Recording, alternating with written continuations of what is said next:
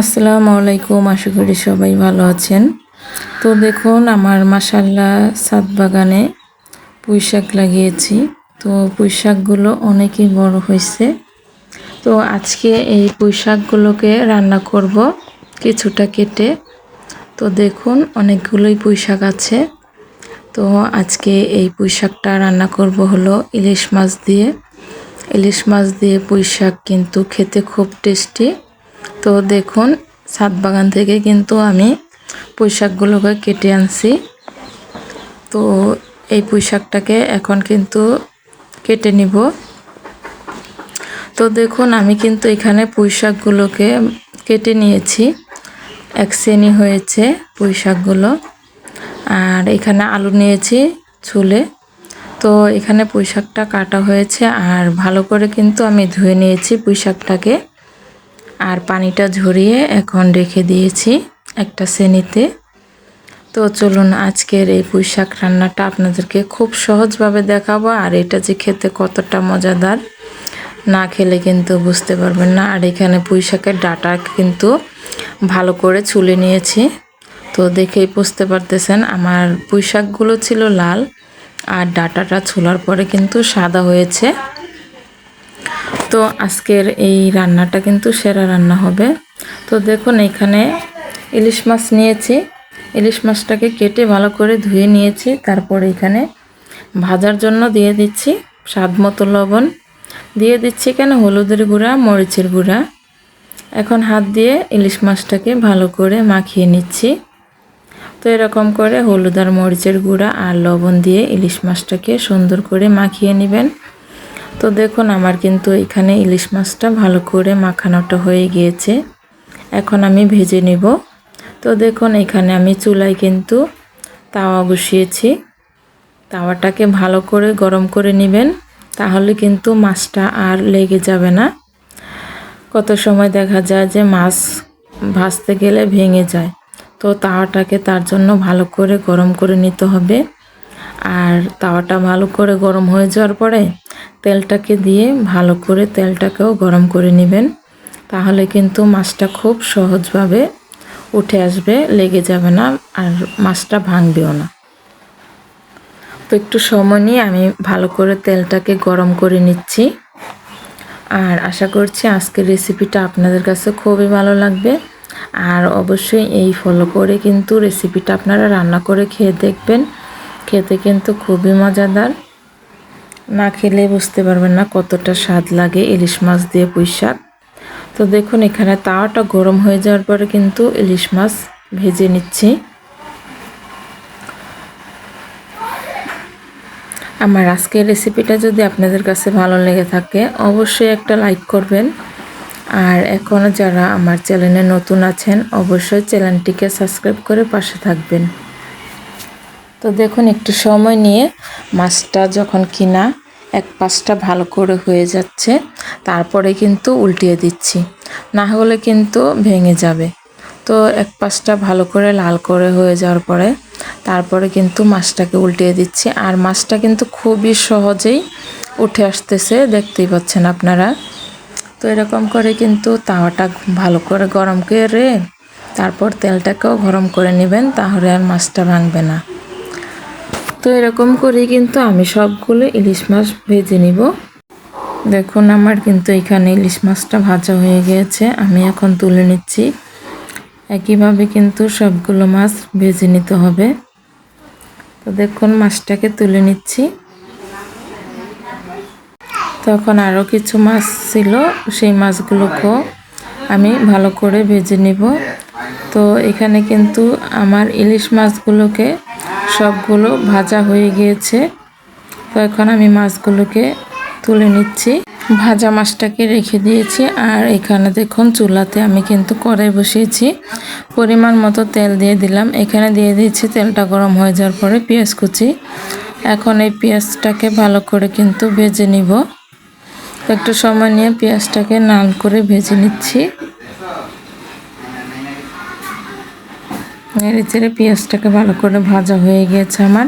তো আপনারা একটু সময় নিয়ে পেঁয়াজটাকে ভেজে নেবেন। ভেজে নেওয়ার পরে কিন্তু এখানে আমি হলুদের গুঁড়া, মরিচের গুঁড়া দিয়ে দিয়েছি আর অল্প একটু পানি দিয়েছি। মশলাটাকে ভালো করে কষানোর জন্য। তো এখন আমি দিয়ে দিচ্ছি এখানে দিয়ে দিচ্ছি রসুন বাটা আর হলো জিরা বাটা। এখানে আমি রসুনটা আর জিরাটা বাটা একসাথে রেখেছিলাম। তো এখন এখানে দিয়ে দিলাম অল্প একটু পরিমাণ মতো। তো পরিমাণ মতো একটু রসুন বাটা আর জিরা বাটাটা দিবেন। তো দেওয়া হয়ে গেছে। এখানে কিন্তু মশলাটাকে কষানোর জন্য অল্প একটু পানি দিয়েছি। আর এখন আমি দিয়ে দিচ্ছি পরিমাণ মতো লবণ। তো দেখুন এখানে পরিমাণ মতো লবণটা দিয়ে দিলাম। লবণটা দেওয়ার পরে কিন্তু এখন মশলাটার সাথে ভালো করে মিশিয়ে নিচ্ছি। আর এই মশলাটাকে কিন্তু ভালো করে কষিয়ে নিতে হবে। ভালো করে একটু সময় নিয়ে কষিয়ে নিচ্ছি মশলাটাকে নেড়েচেড়ে। আর আজকের রেসিপি আপনাদের কাছে কীরকম লেগেছে অবশ্যই কিন্তু কমেন্টে জানাবেন। আমার মশলাটা এখানে ভালো করে কষানো হয়ে গিয়েছে। তারপরে কিন্তু এখানে পুঁই শাকটা দিয়ে দিচ্ছি। এখানে দেখতে পাচ্ছেন। তো পুঁই শাকটা কিন্তু আমি আগে থেকে ভালো করে ধুয়ে রেখেছিলাম। এখন নেড়েচেড়ে মিশিয়ে নিচ্ছি। পুঁই শাকটাকে এখন নেড়েচেড়ে ভালো করে মশলাটার সাথে মিশিয়ে নিচ্ছি। আর কিছু পুঁই শাক কিন্তু এখনও দিইনি, এই যে এখন দিয়ে দিলাম। পুঁই শাকটা দেওয়া হয়ে গেছে। এখন একটু ভালো করে নেড়েচেড়ে নিব মশলাটার সাথে মিশিয়ে। পুঁই শাক দিয়ে ইলিশ মাছ খেতে কে কে পছন্দ করো? পুঁই শাকের তরকারি ইলিশ মাছ দিয়ে আমার কাছে কিন্তু খুব ভালো লাগে।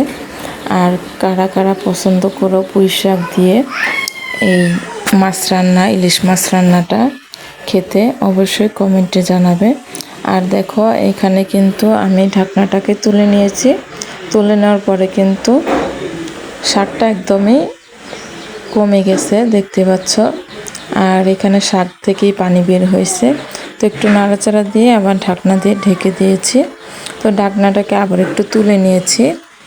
তো একটু এই শাকটাকে একটু ভালো করে কষিয়ে নিব এই শাকের পানি দিয়ে। এখানে কিন্তু আমি পানি দিই নাই, আর শাকের থেকে যে পানিটা বের হয়েছে সেই পানিটা দিয়েই আমি কিন্তু শাকটাকে রান্না করে নিচ্ছি।